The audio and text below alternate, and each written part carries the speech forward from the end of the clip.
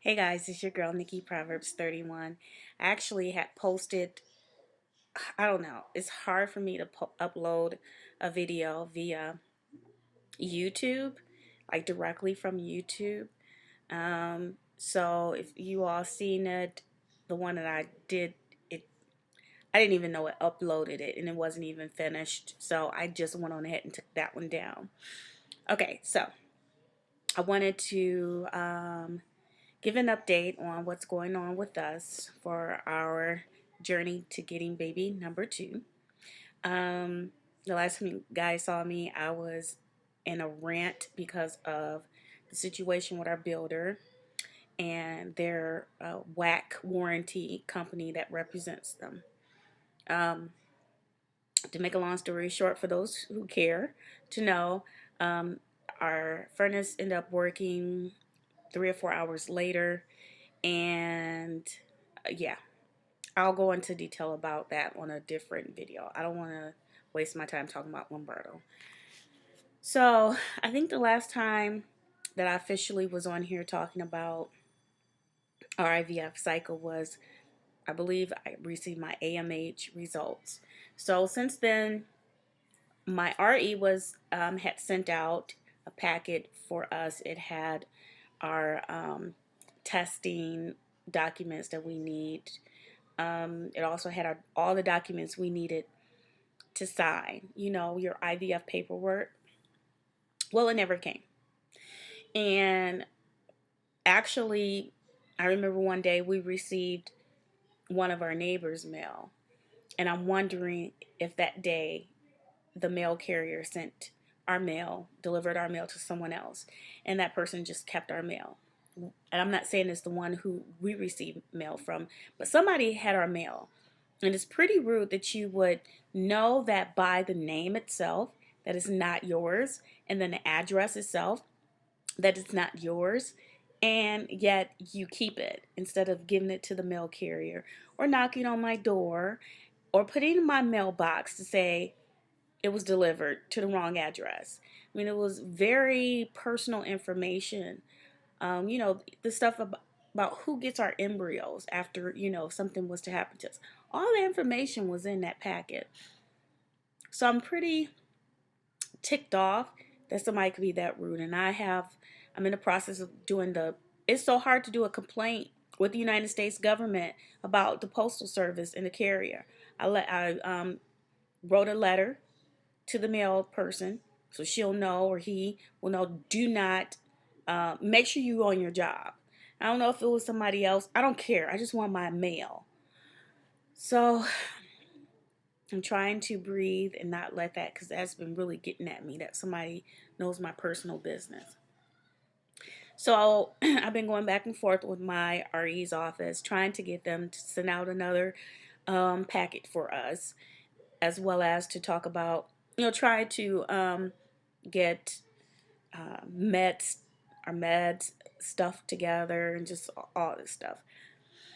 Right now, what we still need to do is my husband and I both need to do hepatitis A, B, and C. We both need to do the hep A, B, and C. My husband still needs to do a semen analysis. There are two locations here locally that my RE has referred. One is in Birmingham, Michigan, and one is in Warren. The one in Birmingham charges a $475 one time only fee, and that's just because they can. That's just for them to just write on a piece of paper that we will be coming in for ultrasound. And then the one in Warren is a $100 fee. So we're praying that our ultrasounds and testing will be covered. Now they did say that one wouldn't be covered. Something that's not covered. My blood work. I guess my um, estrogen levels or progesterone levels won't be covered. Whatever. Um, so I need to go and check out the one location that's in Warren, which is a little bit closer to us. to see if that is a decent area for Nia and I to be traveling, because more than likely I'll be going to the ultrasounds with Nia and myself. So my husband still needs to do the semen analysis. So they said that he could do collect at home and then bring it in.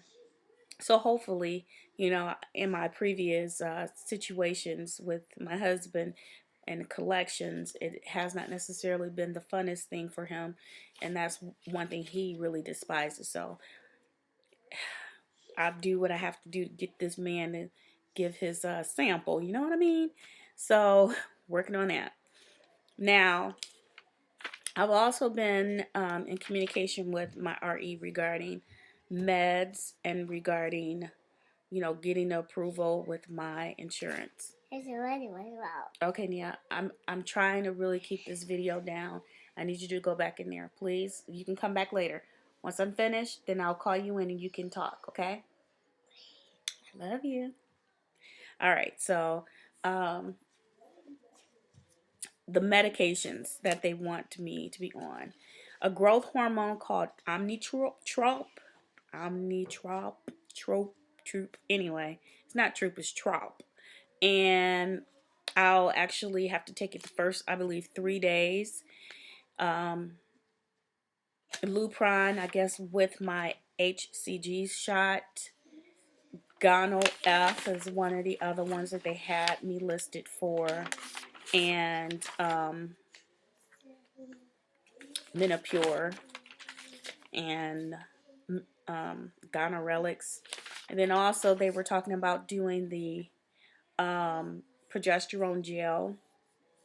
So my insurance company came back and said that the Lupron was not covered. It also said that my the Gonal F was not covered. And while I was waiting to hear back and going back and forth with the pharmacy and stuff, I wrote stuff on, you can't really tell, but on this page, and I wrote like, the Lord is my provider. Jesus will work all of this out. It's already worked out. Jesus is my provider, because I started to get into fear. The fear of, I was quoted $704 per vial for Gonal F. And I just started getting fear. So that was for me to remind myself. But they also will not pay for the growth hormone. And but they did approve me for follow stem, so I was able to get that. And I know a young lady had also told me that she would be willing to bless us with some follow stem, but I believe we do have enough. I just have to confirm it's covered. I mean the copay, because I need 15 vials. And the growth hormone is actually, I'm sorry if I'm looking more down than looking at you guys, but the growth hormone is actually $260 per vial. And, and then the Lupron, I was quoted $189 with the pharmacy that my husband's job work, has to go through. But they are saying that they can possibly, my RE said they can get it for $35. So I'm hoping that that's the case. All in all, I'm still working out. I don't know what the progesterone gel, how much that copay is. Also, my thyroid, I had to do a different physical for my husband's job, and one of them was my thyroid that they had to check for. And my doctor lowered my prescription, but my RE office just said that my levels were a little low. So I need to contact them actually and leave a message saying they may need to change my meds back, because if they're reading low now, then they may read lower once we start IVF, and I don't want that to be an issue. And one thing about hypothyroidism is that it can cause fertility issues, and progesterone, being able to produce progesterone, which kind of makes sense for kind of the things that I had to have my progesterone upped once we got pregnant. yeah, so let's see. I think that's it for now. That's all the information I needed to share with you all about the other meds and stuff. We're just working out. Oh, ultrasound. So my doctor did say that they wanted us there for the first ultrasound and the last ultrasound. And so I am projected to start my cycle March 7th or 8th, March 6th, 7th, or 8th, because it's every 30 days. On this cycle for February, I need to give them a call, and then once then we'll just kind of play it by ear. So then the March cycle, I'll call them, and I'll probably go in like March 10th, and I had to pull up my last cycle and see, and it seems like I did 1, 2, 3, 4, 5 ultrasounds. So I have 2 that I definitely have to be in Kalamazoo for, and then 3 that I have to do, that I can do here locally. So we're playing it by ear regarding that. We may just do all of them in Kalamazoo. So I think that's it for now. If there's anything else I need to update you guys on, I will come on once I have more information. I actually am still, I don't want to use the word struggling, but striving to be a healthier me, not just lose weight, but just be a healthier me overall. So that is a work in progress. Please keep myself and Robin and all of us who are cycling or about to start cycling in your prayers.